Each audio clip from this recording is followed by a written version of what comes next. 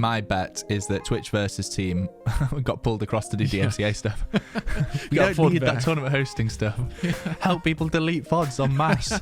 Make them enlisted. That's probably what's actually happened, to be fair. Guarantee you that's probably what happened too. Welcome back to the Gaming Careers Podcast. We are, I think, the final episode of 2020 now, and news this week has been a little bit slow, hasn't it, Ben? So I think what we've decided to do is sort of a recap of the streamer news over the last year, as I think that would be a little bit more interesting for people to listen to. And 2020 has been one of those years where it's kind of flown by, but at the same time, the amount of things that have happened this year, especially with live streaming due to all the COVID stuff, has been just insane. Yeah, especially this year in particular, with just, it feels like some of the stuff we're going to talk about here in review feels like it happened years ago at this point because of how long 2020 has felt. So I'm excited to go through some of this and talk about some of the things that both news in terms of actual just platform news and people moving around, things like that, but also like things that came out this year and whether they kind of made an impact and made a difference or whether they kind of fell off after all the initial hype. So I think that'd be cool to review for both stream tech as well as platform updates and that sort of thing too. So I think one interesting thing is for me it feels like 2020 was all DMCA, but when I was going through basically how I constructed this list of things that we should discuss this week, because I went through the Gaming Careers newsletter, which for those of you that aren't subscribed is an industry newsletter that we send out every week, similar subjects to what we discuss on the podcast, but quite a lot of people, you know, that don't watch YouTube every day but want to stay in touch with what's happening in the live streaming world, subscribe to this newsletter. It's very popular. And I went through the history of the whole year of newsletters that we've sent out and sort of noted down some of the bigger topics. And DMCA didn't really come up until, you know, a few months into the year. So it was interesting to think because I thought it dominated the whole year, but there was actually some news pre-DMCA.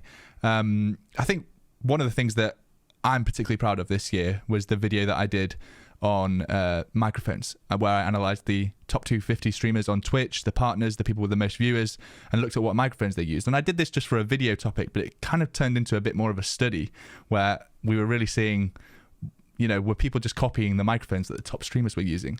And the big pull-out stat from that video was that the Shure SM7B, funnily enough, the microphone that both of us are using in this podcast, was used by nearly 50% of the top 250 streamers on Twitch. Did you catch this video? Was there anything that you pulled out from it? I did, yeah. In fact, I definitely referenced that video when I was choosing to get this mic earlier this year because it was a really cool video. I like the way that you kind of broke down.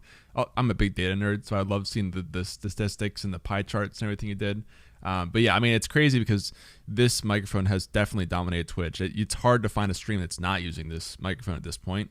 And then we had, of course, the USB version come out later this year because this one's so popular.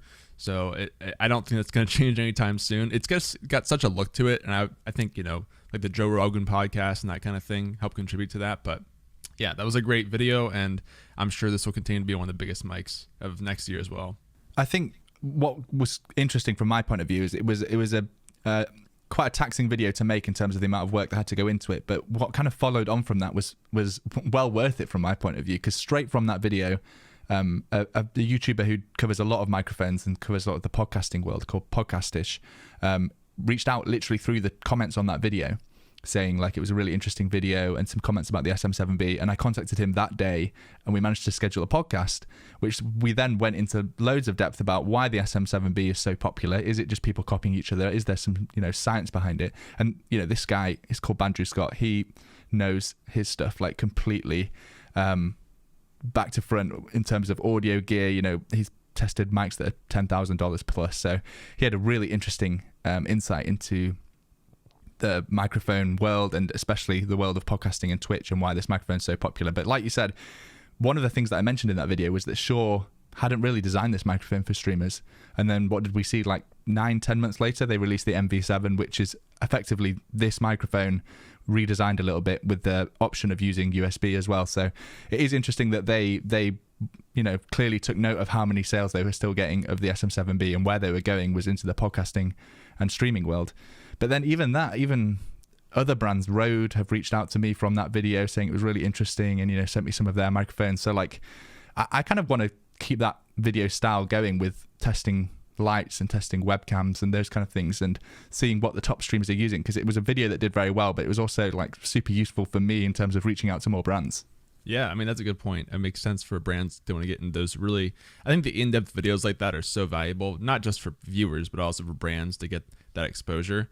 I do think I agree with what you said about, sure, kind of finally recognizing the streamer market, because again, it's such a huge amount of people using this microphone now that I'm not surprised they finally did make a product for it. And it is a pretty hefty price tag for a new streamer to try and get one of these with a preamp and the actual mic and an arm and everything. So I think the USB version will probably continue to do well. I actually have not seen that used a lot in streams yet. Have you? Because that was, as we're looking through some of the hardware that came out this year, I haven't seen a whole lot of that one yet.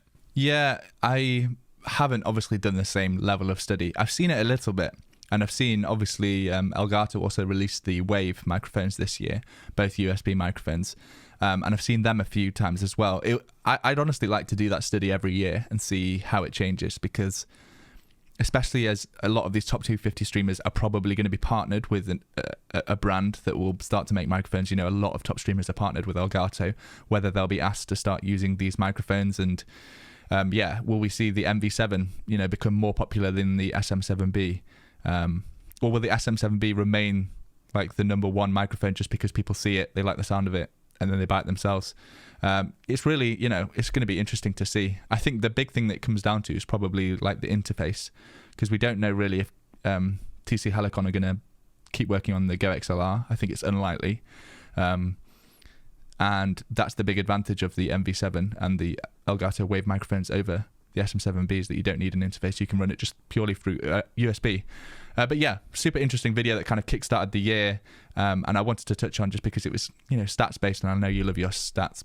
But the next thing that we saw was kind of a precursor to the world that we live in now, where Travis Scott's virtual concert was watched by reportedly 12.3 million people. Not all live, some in VOD format, obviously probably over 50% in VOD format, but a huge virtual concert that was held in the game Fortnite, where Travis Scott performed live and people could watch through the game or through live streams. Yeah, this is one of those things that feels like it was years ago at this point because of how long 2020 has been. But this was a crazy event, and it really kind of set the precedent for more events like this happening, even not just in Fortnite, I think, but in other types of games as well with live events. I think. So I don't play Fortnite at all. I used to dabble in it, but it's been years since I really played Fortnite. But You're speaking to the right person. I've never played a single game of Fortnite. I've never installed it. It's just never appealed to me. That's right. We're snobby League players over here on this podcast.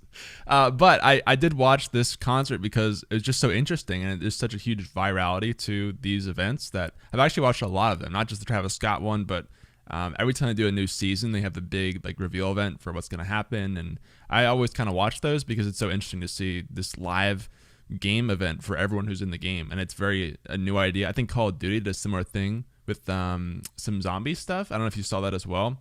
But I think we'll see more of this keep happening. And it's a cool way to kind of bring people together in a game that can't really do events the same way as an MMO or something, where everyone's still a part of it. And it does break into streaming and YouTube a lot because people want to see the reactions of the streamers during the event, and you can see multiple angles and everything. So I thought it was super cool. Did you watch these as well? I managed to catch some of the highlights. I think it kind of ties in with a lot of Twitch's focus this year has been on music, and I'm avoiding talking about DMCA here, but in terms of the creators that they're trying to sign to the platform Twitch, we've seen a lot of music artists, DJs, producers being signed to Twitch and started streaming on Twitch. And we've sort of, I think early in the year actually, Twitch released an update where they started to show, they had set directories for music and for esports, and music was obviously going to be a big focus for them. And yeah, it was a precursor to COVID. So many events have had to be virtual this year or watched online, and this one kind of kickstarted the year. Yeah, and there's been a lot more, like you said, not just game events but music events too. I know there was the charity stream, I'm blanking on the name of it, but the big one Twitch did earlier this year with a bunch of music artists playing.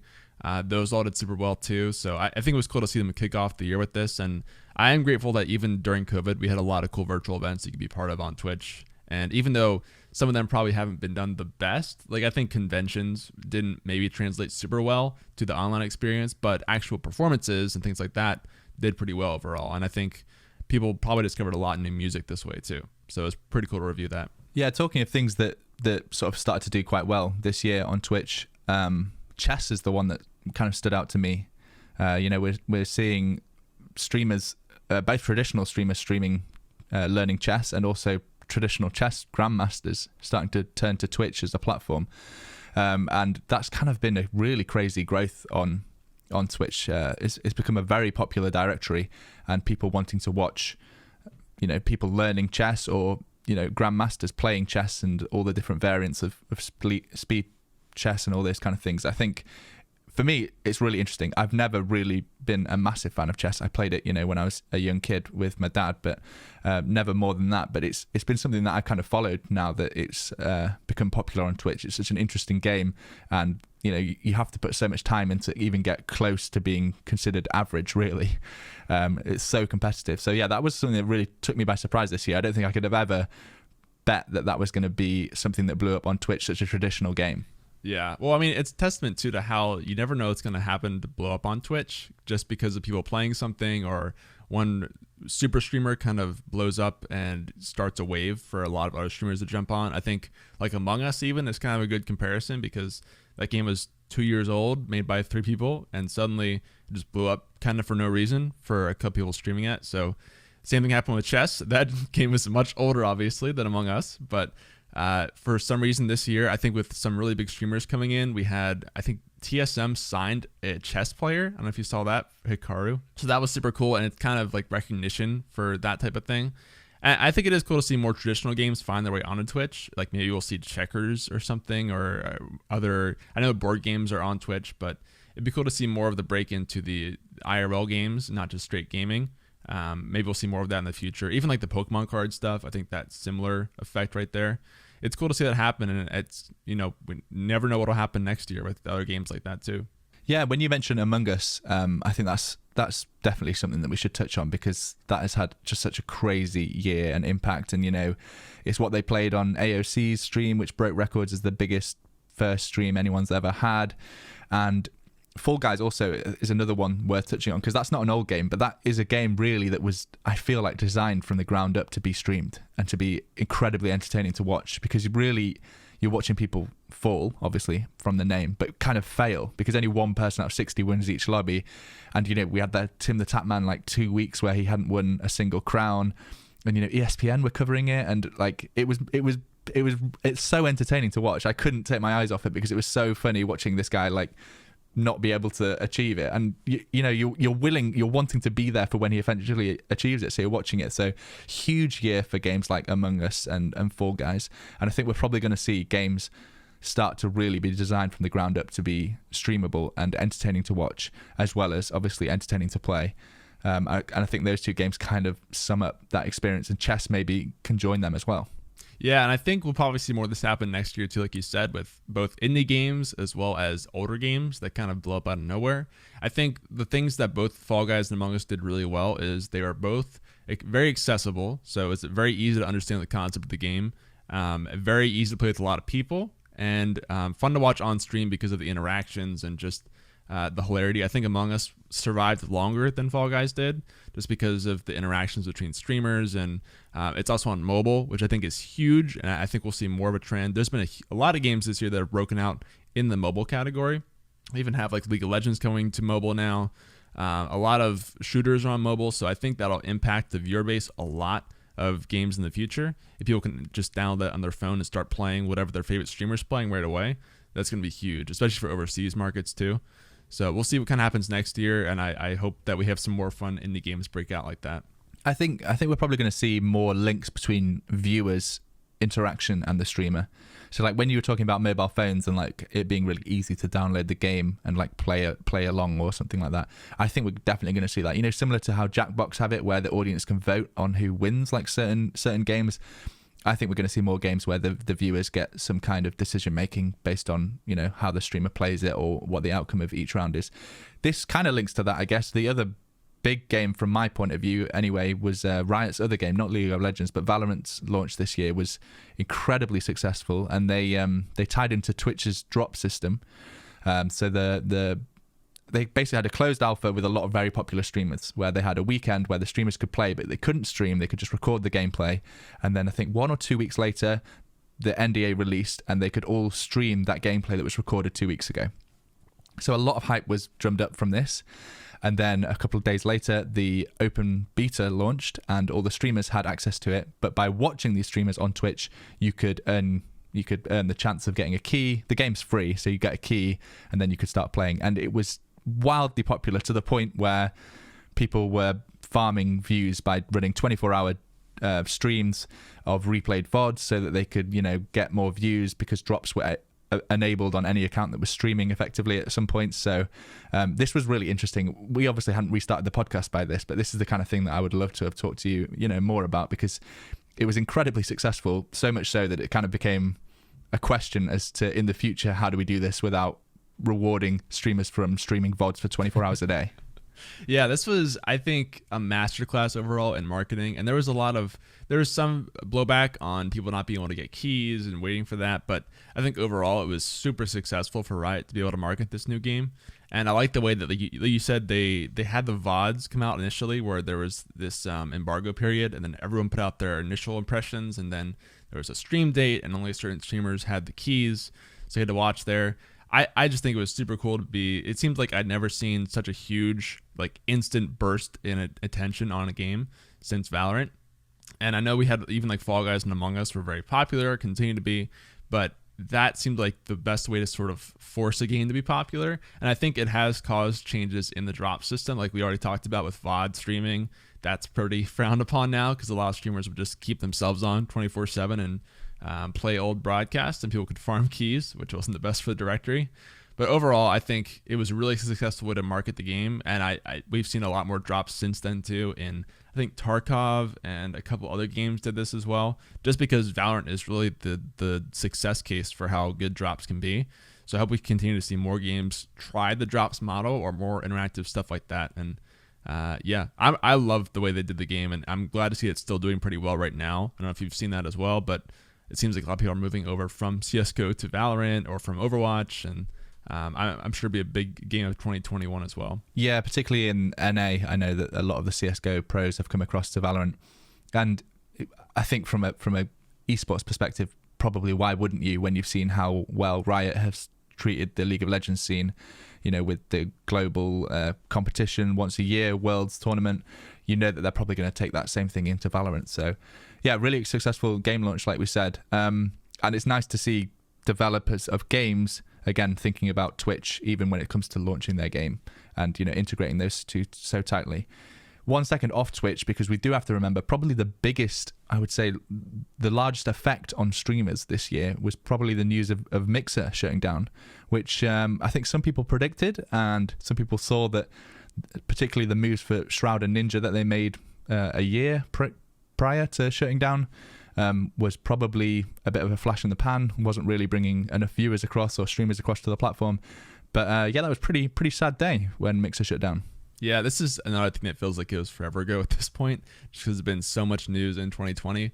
But I agree, this is probably the biggest impact on streaming overall. It's funny because I've seen a lot of people say that if Mixer had still been here right now in the midst of DMCA apocalypse, they might actually have a shot at really pulling away from Twitch.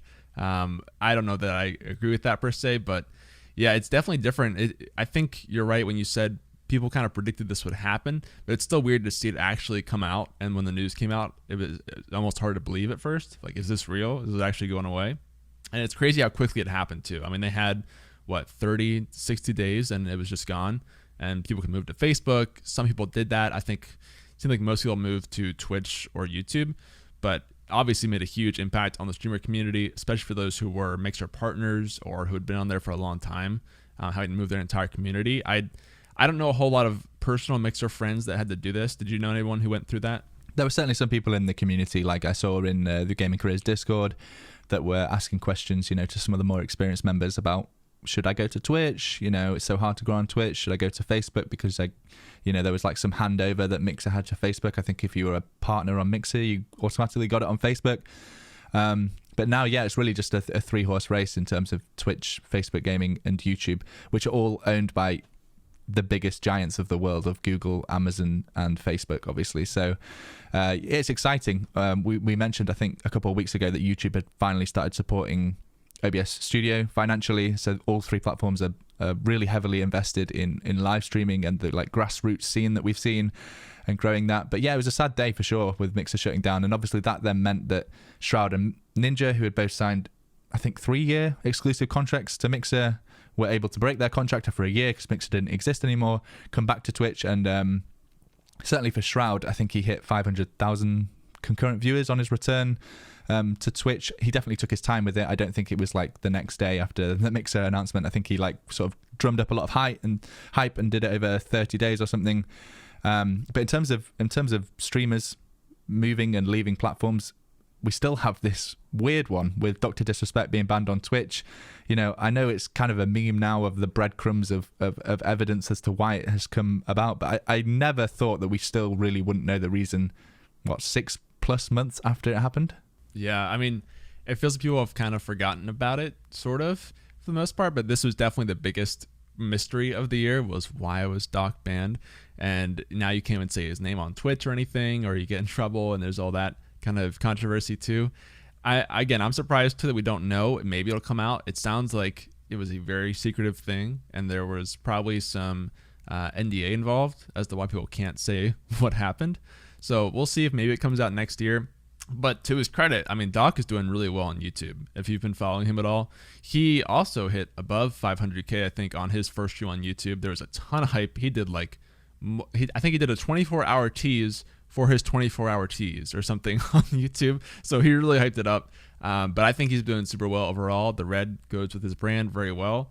And he's just one of another huge YouTube streamer this year who's kind of broken out, along with, Valkyrie, Courage, a lot of streamers kind of showing how big YouTube can get. We talked last week about how YouTube is kind of split evenly now with Twitch on the biggest streams, at least for a week-by-week basis. So I say more power to Doc, and I hope that he continues to do well on YouTube and crush it in 2021. Yeah, I think in terms of predictions for 2021, not something that I prepped for you or asked you to prep for either, but we're probably going to see that whole YouTube versus Twitch argument just increase and more streamers going across. Because like you say, there is a big use case of streamers now that have left Twitch and had big success on YouTube. And, there's not as much worry now that it will affect your regular uploads or anything like that. Like, they are kind of pushing it. And I think that was one of the things with Mixer, from my point of view, is it suffers from the same problem that Twitch has, but Twitch was much bigger. And that is, how does Amazon get users to Twitch?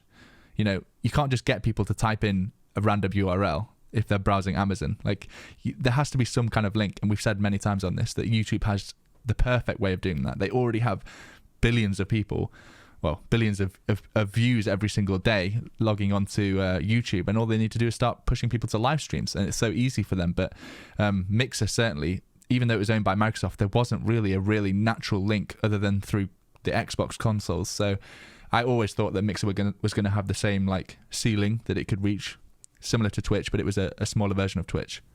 Yeah, predictions for 2021. I mean, I really hope that YouTube steps up. I mean, they already have been this year, to be fair, to give them credit. But I still think there's a lot more they could do with YouTube in the next year. That would be pretty low effort overall to make a really big impact, especially with redesigning some of the chat experience and just the live stream view in general to kind of be up to par with Twitch. And they'd have to think through how it fits into the YouTube ecosystem for sure. But in general, I think the platform YouTube has built is really good. Like you said, the user base is by far the biggest. So I think that's the biggest challenge, because that's one that Twitch still hasn't been able to solve. Mixer couldn't solve it. I don't know about Facebook, to be honest. I still need more research there. But in either case, I think YouTube is really kind of set up to take the crown if they want to. I don't know if they can do it next year from Twitch, just for sheer number of people watching Twitch versus YouTube at a time. But I don't know. I still feel like whenever they want to flip the switch and really take streaming seriously, they could easily blow Twitch out of the water. Yeah, in terms of big streamers, we did see earlier this year, I think quite near to the beginning of the year, that PewDiePie signed to exclusively live stream on YouTube. He's kind of a weird one because he's like the biggest solo YouTuber, but you don't really hear about him that much in the live streaming space, even though he does live stream on YouTube. So I don't know if he's pulling the same amount of weight in terms of what contract he can get for exclusivity, like Ninja and Shroud. And Dr. Disrespect didn't really have a choice, did he? He got kicked off Twitch, but we don't know why. But yeah, certainly interesting that I think YouTube really does have a handful of big creators now, and whether they keep trying to poach creators from Twitch and bring them across, or if they just try and grow the people that are starting from live streaming on YouTube. I think we touched on that in last week's podcast as well. But I think that's it for all the streamers that exclusively signed somewhere this year. Yeah, I think for the most part, there were a lot, like you said, and obviously the Shroud and Ninja moves are pretty big. Logic also got picked up by Twitch, which was kind of big because it was the first musician sort of that had been signed, to my understanding, by Twitch. So maybe we'll see more of that in the future. That was definitely a big move. Obviously, the other big thing this year was DMCA. We talked, it was mostly towards the tail end of the year, but that really blew up over the last couple of months, and we covered it pretty extensively. But is there anything that you want to mention just kind of in review, looking back now we've had a couple months to digest DMCA? It's a weird one, isn't it? Because I think when this first started to come out, which was probably the first half of the year, I made a video because I was like, this is going to be a hot topic and people want solutions. Again, I dipped into the Game Careers Discord server, saw people asking questions, and I thought, let's form these into a video. You know, where can we send people to get copyright-free music?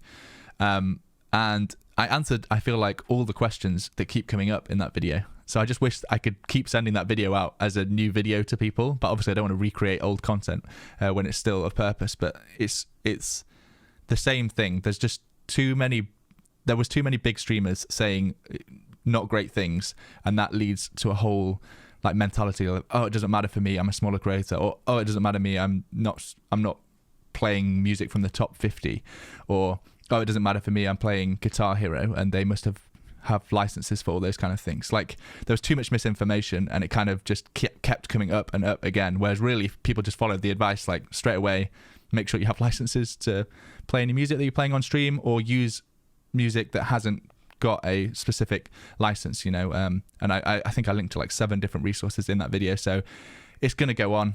It's kind of boring to keep talking about, but we have to keep talking about it. So yeah, if you're just new to listen to this podcast and you're like, oh, I'd love to hear more about DMCA, I think if you listen to like the last 6 episodes that we've done together, we've probably covered it from every single angle perceivable. Yeah, I mean, I will say, just reviewing really quickly and just looking at Twitch, especially over the last month or so, since this has been out for a while, I have seen people stop using music. Most people stop using music and use copyright-free stuff, but I'm still surprised by a lot of top streamers are using like copyright music that is definitely not cleared to use, like top 50 artists on their stuff, and they're either playing it really quietly or even just saying, who cares, like, I don't care what happens, I'm just gonna, risk it. So I'm kind of surprised by that. I guess maybe because we just talk about it so much, I'm so exposed to how risky it is and like how much they're cracking down on it. But it seems like there's still a lot of misinformation going out, like you said, around what you can really use, or maybe people just even don't care enough to really make the swap. Maybe there's some like rebellious act there as well. You've got to remember a lot of top streamers are a lot younger than we are now, and maybe there's just, it's not, no one's actually gone to prison for it, no one's really been banned from Twitch for it, so I'm going to keep doing that until somebody is made an example of. And all we can do is keep repeating ourselves and hope that the people that listen to our advice on the podcast or on our YouTube channels do follow it, and then they won't get burnt by what is effectively illegal, and could lose your account. But yeah, DMCA, we're going to keep talking about it through 2021. I honestly don't know if there'll be a single podcast where we don't say those 4 letters, but we should try at some point. It should be like a punishment that one of us has to do a shot of horrible alcohol if we say the 4 letters together. That's right. We have to donate 10,000 subs if TMCA is said on our podcast or something. Other things that came out this year, I guess, towards the end of the year, definitely the consoles was a big one. We've said before that neither of us are massive console heads. We're both PC gamers, but certainly December has been kind of dominated by PS5 and Xbox releases, and like we said in a couple of podcasts ago, people have really struggled to get their hands on them, which ties really nicely into the Nvidia cards as well, because that was a huge release. I think probably September time. I should really have checked all these dates, but Nvidia's new GPUs that kind of the graphs that they put up showed how great the value was for them, and people were like, why would you ever buy a 20 series GPU when you can buy a 30 series now? But then again, people haven't been able to buy them. So it's just one of those things really, isn't it, where these great new hardware come out, and I don't know how much of the shortage is affected by COVID, because that might be completely out of their control, or how much is just marketing. If you if you sell a product that is sold out and hard to get, then it's obviously a commodity that people want to talk about. And I nearly had one, or I'm getting mine today type thing. So yeah, who knows if it's marketing or if it's just lack of hardware because of something COVID related. But big consoles, big graphics card releases, even big CPUs, but people care less about that. And yeah, I've managed to sneak a 3080 from Nvidia because I made a video for them. So don't hate me. I know there's a lot of hate to content creators for getting equipment when it's hard to get your hands on it, but I haven't taken a console off the shelves, I'll promise you that much. Yeah, I mean, regardless of whether you're PC gaming or a console enthusiast, you can't get your new stuff. I think we talked about that last week too. It's kind of interesting though this year because although we had the new PS5 and the Xbox, I feel like there hasn't really been a huge shift to those yet. At least maybe I'm just not a console gamer anymore, but it feels like there's not a huge release on one of those platforms that you have to get one for. Like we had the Spider-Man game on PS5, but it was kind of, I didn't see people like going out to buy an Xbox just for that game. All right, sorry, PS5. Versus like if the new Halo had come out or something, or some other big game where people had to get this console to play this big new game. So maybe we'll see that next year. Even like actually Halo got delayed till a year from now. So I kind of wonder when the big movement will be towards one of these new consoles, and you have to get one to play some big title that everyone's playing.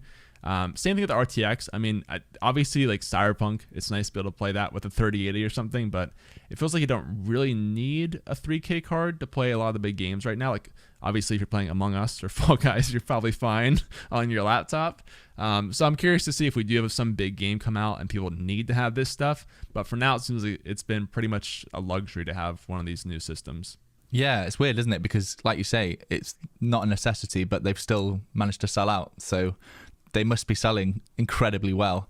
I think for anybody building a new PC, it makes sense to wait until you can get a 30 series card because they're just so much better value than the 20 series or anything else that you can get. But yeah, I need to get more into the console side of things because like we said, I think before the release, we would have loved if there was some exclusives for streaming. You know, if there was some new app in the PS5 or new hardware in the Xbox that meant that you could do something that didn't require a PC and a capture card if you wanted to stream console games. But yeah, we need to also write a list of things that we should be researching more. Facebook gaming is definitely one of them. Console gaming, we'll add that to the list as well. But kind of when you were talking there about Halo being delayed, we also have Cyberpunk, which we've covered in the last couple of weeks, but maybe that should have been delayed another year by the sounds of it. Yeah, I mean, I think that's a good thing to talk about while we kind of cap off this year. It was Cyberpunk. It feels like the biggest thing of the last month or two. And yeah, we talked last week, like you said, about it being refunded on the PlayStation Store and people could do that, I think, on Xbox now as well. There's been a lot of outcry about the game in general. I still personally have liked the game overall, but it definitely was not what people had hoped it would be.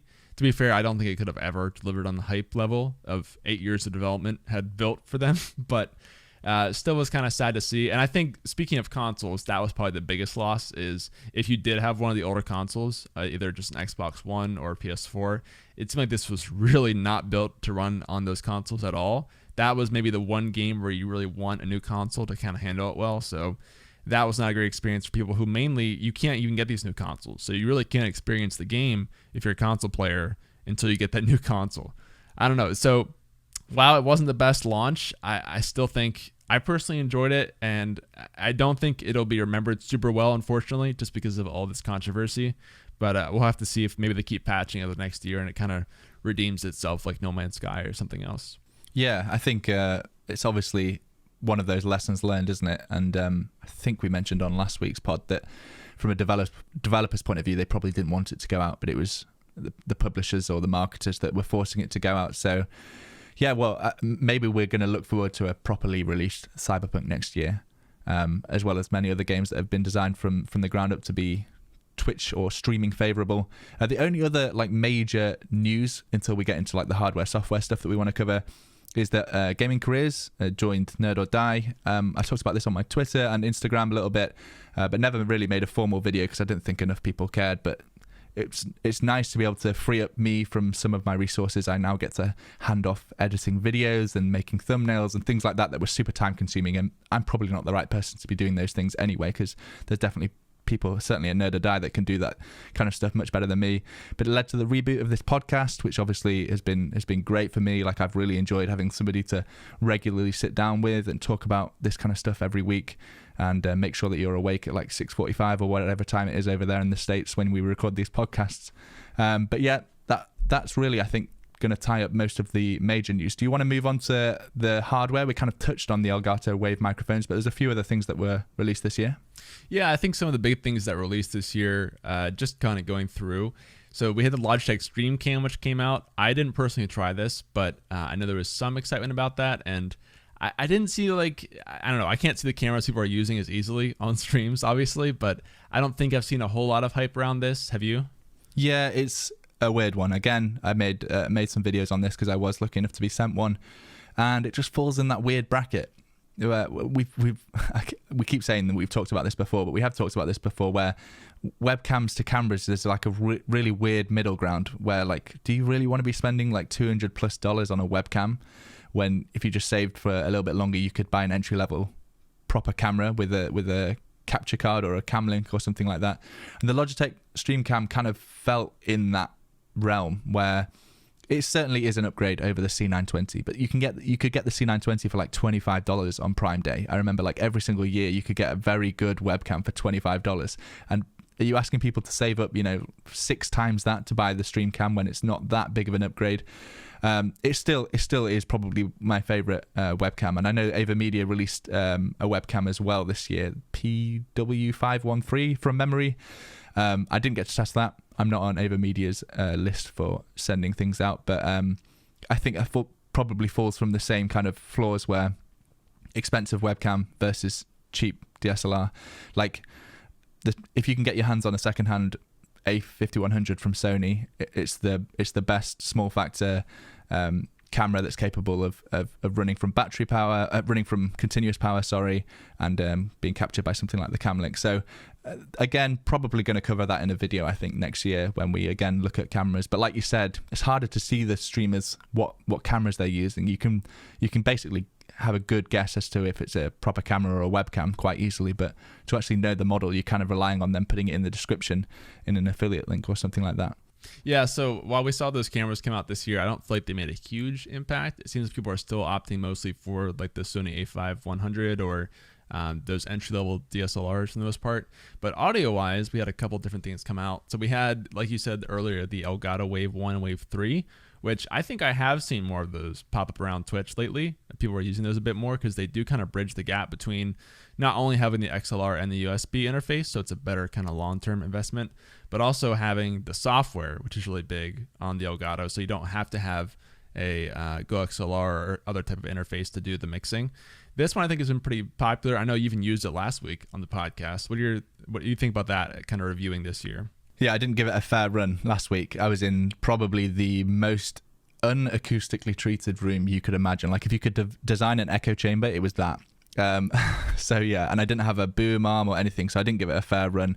I definitely did cover it in my video, and I compared it to some other like popular USB microphones, because the Wave 1, Wave 3, they're good USB microphones. Probably my favorite recommendation right now for a streamer looking for a USB microphone. But a lot of the value of that comes in the software, where they've effectively built like a Go XLR type app that runs on your PC and allows you to have control over your stream audio and your personal audio, and easily mute things with your Stream Deck and all those kind of things. So Wave 1 and Wave 3, I think right now for me are my favorite USB microphones. The Shure MV7 haven't been able to test, but like you said, has that, the benefit to that is that you have the USB and the XLR, so you can't really go wrong purchasing that right now, because even if you're going to use it as a USB mic and you then want to get into more professional audio and have an XLR and through an interface, you don't have to change the microphone for that.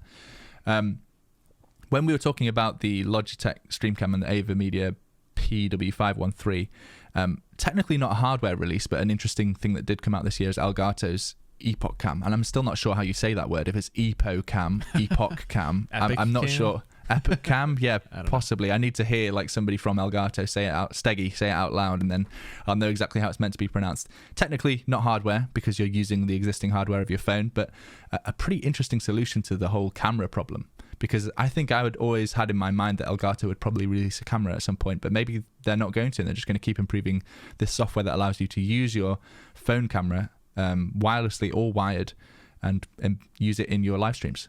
Yeah, I think this is one of the bigger releases of the year that kind of has still flown under the radar, at least in my opinion. Again, I can't tell what people are using for the cameras, so maybe they're using it more than I think.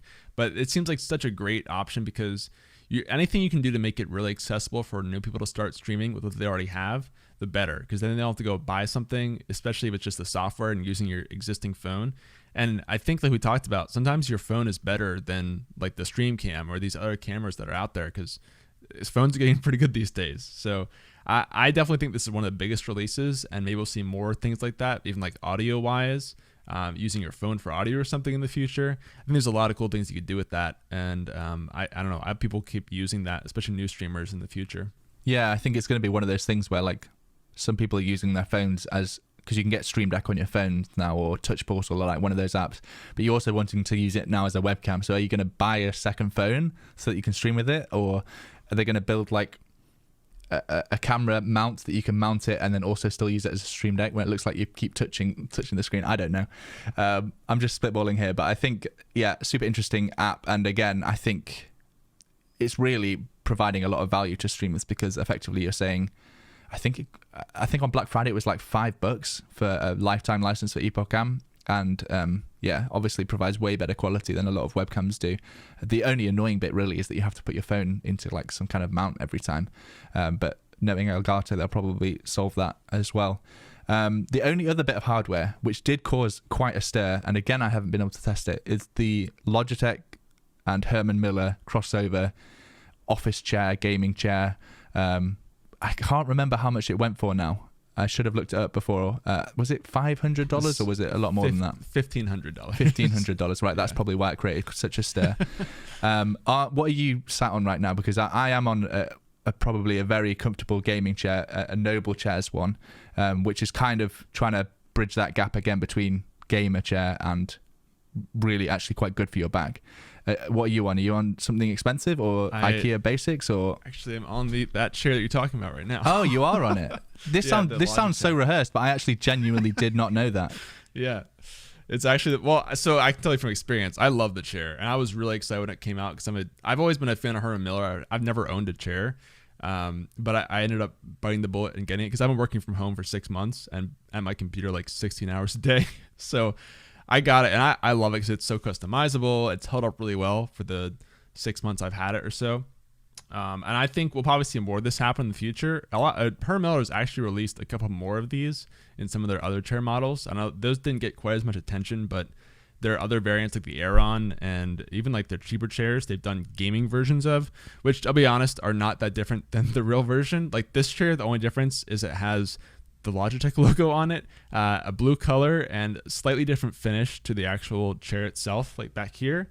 So while I don't think it's a huge difference, I do think, personally, I think it's cool to see these office chairs kind of break into gaming, because I feel like they're better supported for you than the traditional gamer chair, which can just be, from experience, a very flat back and really bad for your posture. So, and I've seen these pop up a lot on Twitch. Have you seen that as well? Yeah, I mean, I think you can definitely not say that that's a theory. I think that's pretty much proven at this point that the cheap gaming chairs are absolute trash. They're going to ruin your body, and you'd be better off spending $100 at IKEA and buying an office chair there than some of these gaming chairs that cost 3 times the price. So yeah, you really want to be going with a brand that you know has some research in actual ergonomics and is going to support you properly.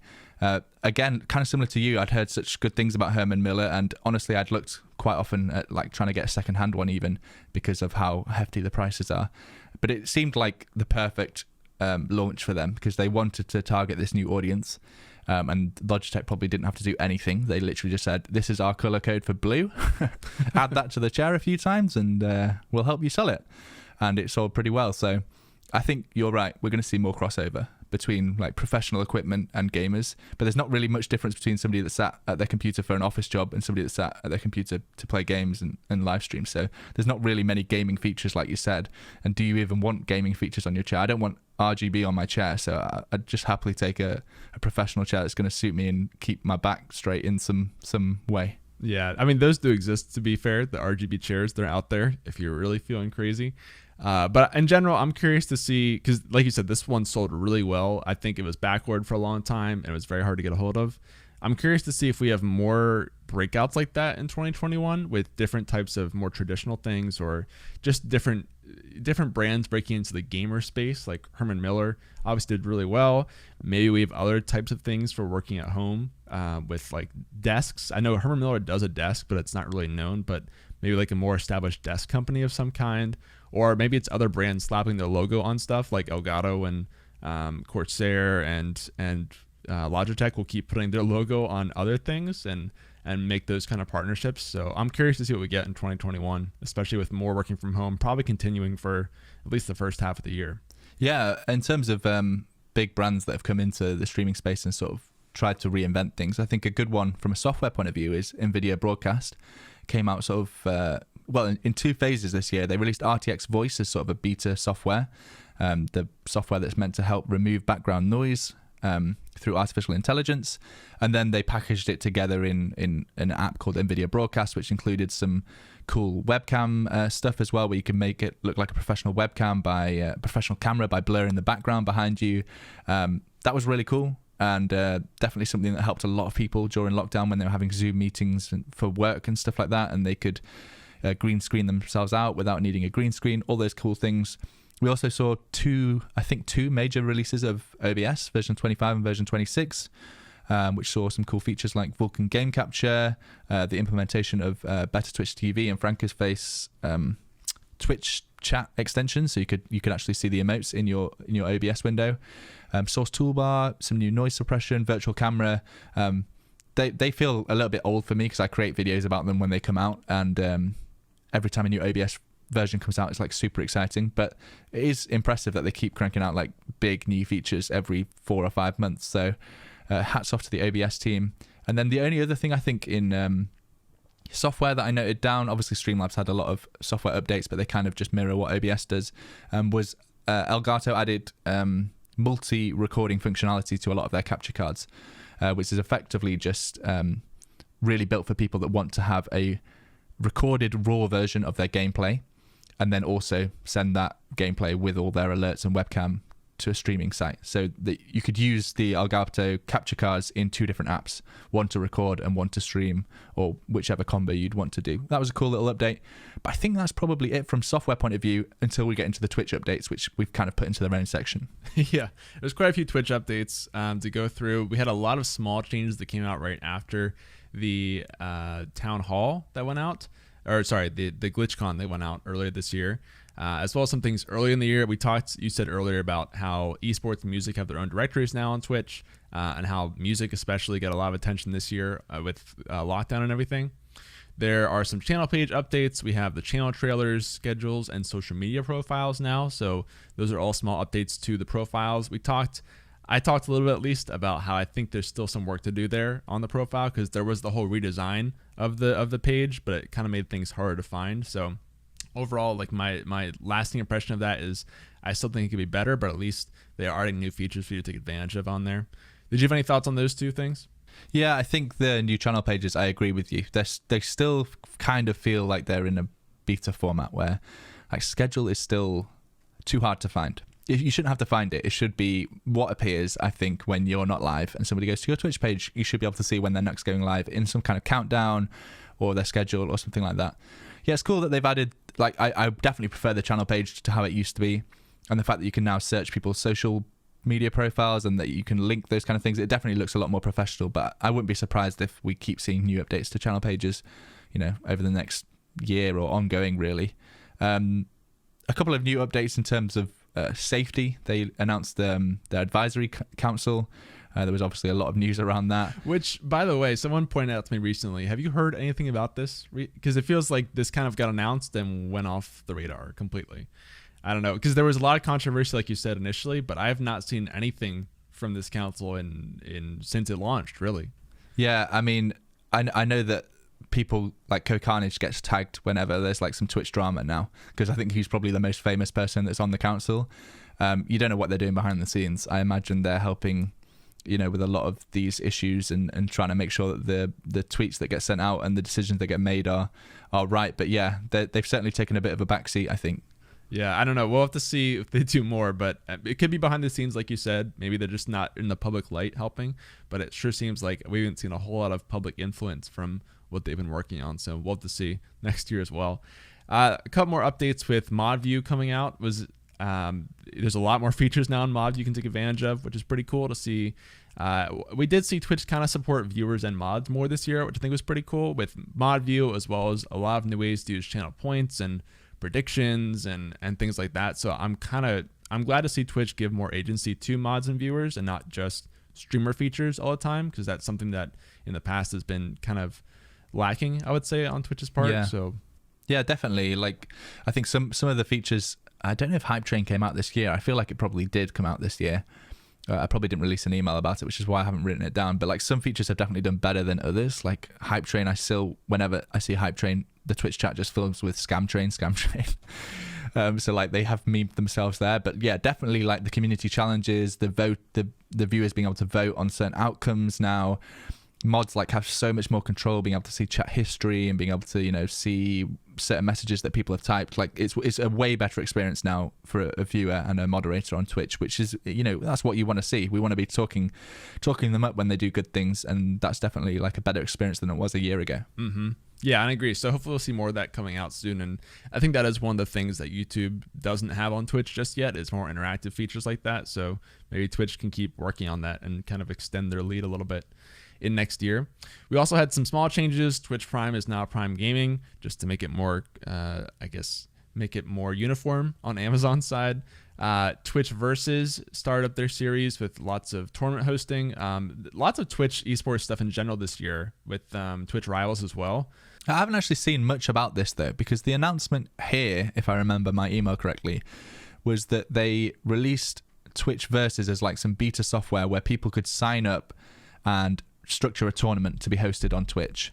So it wouldn't be hosted through Twitch, not hosted, you know, by Twitch, but you host your tournament on Twitch, and it helps with the structuring of the brackets and being able to like switch between different streams and stuff.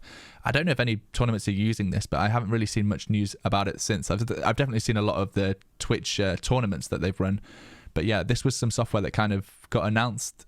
I think it got announced as a beta, and I haven't really seen much about it since. Yeah, I actually kind of forgot what this was, to be honest, as I was going through. So this got announced in September, and this was, you know, like you said, basically communities could kind of host their own tournaments and use the Twitch Rivals sort of system for their events, but it seems like it's still on a wait list from what I'm seeing. I don't know if anyone's even gotten into the program yet. So my bet is that Twitch Versus team got pulled across to do DMCA stuff. We don't need that tournament hosting stuff. Yeah. Help people delete VODs en masse. Make them enlisted. That's probably what's actually happened, to be fair. Guarantee you that's probably what happened too. Speaking of other features that came out, one of the bigger ones I would say was Soundtrack that came out this year. Although I don't think... And there was a lot of kind of initial excitement because it came out right after DMCA, and it was kind of positioned as this golden bullet to stop DMCA. Is just use Twitch Soundtrack.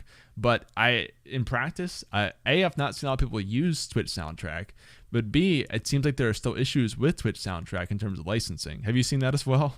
That's the nightmare scenario, isn't it? When you're trying to push new software to people that's meant to fix things, and people aren't sure whether or not it's legal to use it.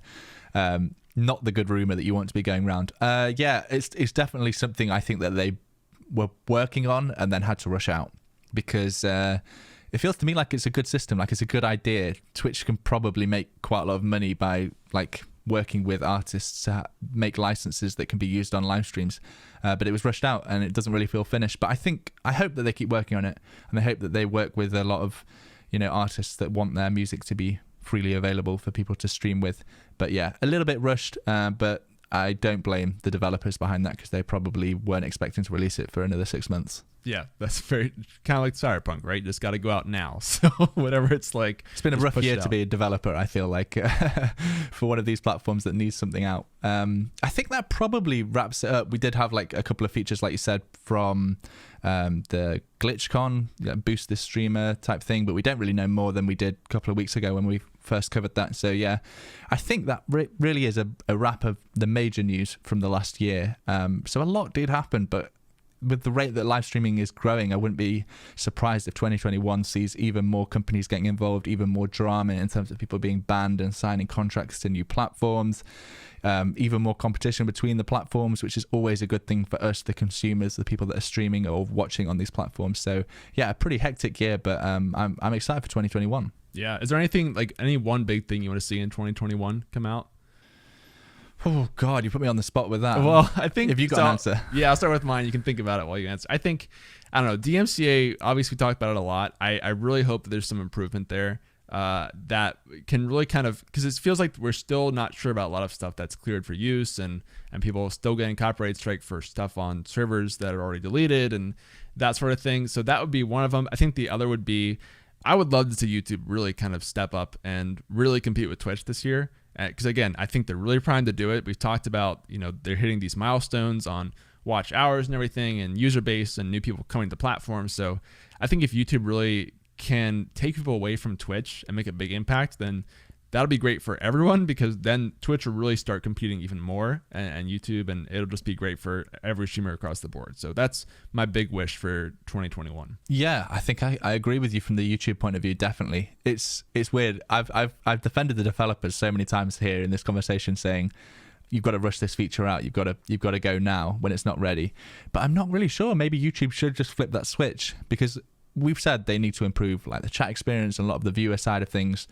So do they want to wait until they finish that and then flip the switch where they all of a sudden just start recommending live streams to anybody that's browsing YouTube? As long as they're browsing in the right category. I'm not saying somebody should be, watching a cooking video about how to make a banana cake and then being recommended a Fortnite stream. Like there's no interaction between those two use cases. But if somebody wanted to learn how to make a banana cake and then there was a cooking channel live on YouTube, that makes perfect sense, especially if it was a cooking channel teaching people how to make banana bread or something. So I feel like YouTube, it just needs to flip the switch. When do they do that? Do they want to make sure the platform is like bulletproof and they really feel like they have feature parity with Twitch, or are they going to do it? I probably do expect that to happen in 2021. It's probably not going to be a flip switch, but certainly a rollout of more and more people being recommended live streams. Yep, I think we see more of that. And like you said, it doesn't have to be just gaming either. There's so much stuff on YouTube that it can be everything from cooking to beauty to anything else. So I'm really excited to see if they do that. And hopefully it'll kind of tee up this big competition, like you said, and we'll have sort of like that old school Mixer versus Twitch rivalry that was going on and was very, very popular. I want to see more of that with YouTube as like a real contender with Twitch and equally pulling people from the platform. So yeah, I think that does it for this year, though. So anything you want to say before we sign off here? No, I guess this is the last episode for 2020, but we're not planning on taking a break anytime soon. So next episode coming out following Wednesday. Thanks to everybody that's been watching and listening to the podcast as we've rebooted it, and all the feedback that we've had about new episodes. We have actually crossed 1 hour on this recording, I believe.